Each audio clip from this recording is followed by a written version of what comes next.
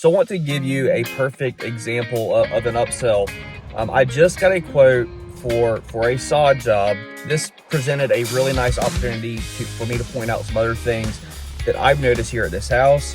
And you can take these jobs that originally turned into one thing and then start escalating into another thing and start tacking some things off. Again, this is not some type of like slimy tactic. Like, you're looking at things at this property that like they need to be done.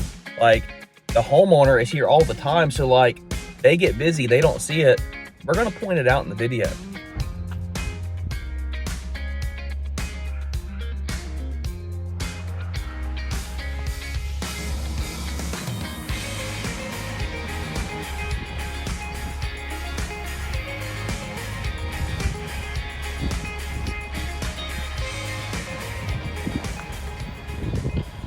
So sodding around trees, it's really tough, especially with the tree root competition. What you typically do is you're gonna bring in a lot of sand, build this area up, and then over time, keep layering sand over the seasons on top of your soil. But what I would do in this situation is actually just create a little soft bed right here of pine straw or mulch. And then what we wanna do is limb this tree up. Let's put a little bit of a canopy, maybe like a 12-foot canopy on this tree right here. It's just going to open up the backyard. These oak saplings that are growing through the fence, those need to go. So we started with a sod job here. We need to also improve the flower beds drastically. We need to frame this up. We need to prune these out, and we need to get rid of this stuff. So there's all of that needs to be done. And then the gutters. The gutters on the side of the house, each side of the house has a pretty substantial grade and slope. So I'll also send her a quote for that, to take some pipe, to tie into the gutter, dig a trench, and then put a pop-up drain out at the bottom of the yard.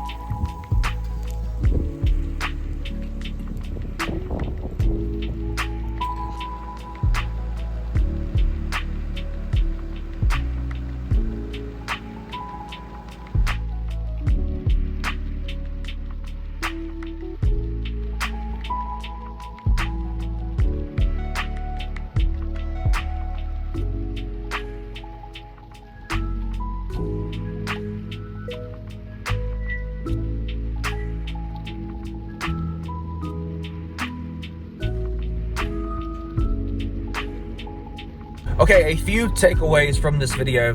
Number one is use a trained eye. Use your trained eye, your experienced eye, meaning that you have way more experience. You do this day in and day out, so you see things that a homeowner does not see. You see potential issues, you see problems, you see things that there could be a drastic improvement.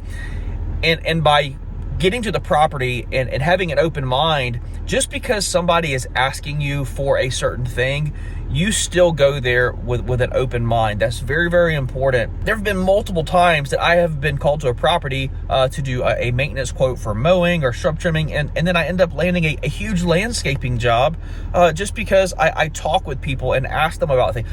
Or vice versa, I'll get there for a sod quote and then end up doing tree pruning or some type of other landscaping, and then we end up doing maintenance work for them, like the recurring mowing stuff, because it needs to be done. All those things need to be done. And if your business offers those services, that is the beauty of this industry, is that, hey, you have access to this client and you solve all these problems for them, okay? So tip number one is, when you go to do an estimate, go there with an open mind. Listen to what it is that the client is wanting, but you're going there basically with a blank slate. This is simply an opportunity for you to see the property and see what all you can help them with, even if it's completely out of the scope of what the initial consultation is for. Number two, this has to be a true benefit to the client. You can't start looking at stuff and then just making up and fabricating problems. One, that is dishonest, and like, if you watch my channel and you're that type of person, like, don't watch my channel. Like, I don't want you even on here. So I don't think any of us do that. But what I want to caution you on is being very careful of steering the client towards service that they don't really need, simply to drive up the total ticket sale whenever you're there on the yard. For example, if a client wants mulch and you're going to try and sell them on a rock job, do not tell them that they are not going to have weeds if they do rock. Like, yes, it's an upsell for you to do rock because rock is labor intensive, but they're still going to have freaking weed problems with rocks. Don't be untruthful at all. Just shoot it completely straight. That is point number 2. It has to be a true benefit for the client. The third takeaway that I want you to have from this video regarding upsells is I want you to fully wrap your head around how powerful an upsell is. Like, you can literally double your, like if you're a landscaping company, you can literally double your business by going to these properties and looking for things that is out of the scope of what your initial consultation, and that is extremely powerful. Like, so you have one lead, so now you have one lead that's generating you the equivalent of what like 10 leads could if you were just only going to those other 10 houses and then just executing the simple project that the homeowner was wanting. So you're doing less volume, but you're doing more volume. Hope that makes sense. You see what I'm saying?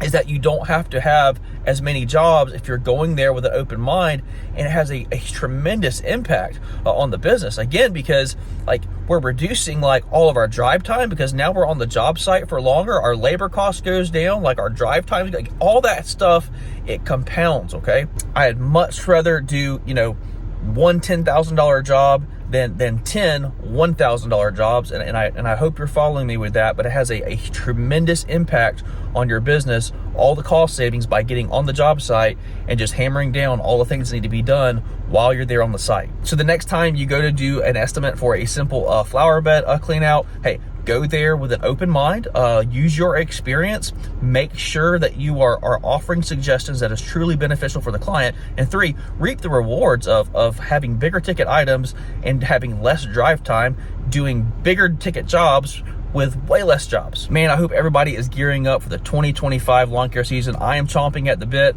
I can tell you that this winter season for us, at least for me, it has been the best that our business has ever had. I'll do a whole another video on that.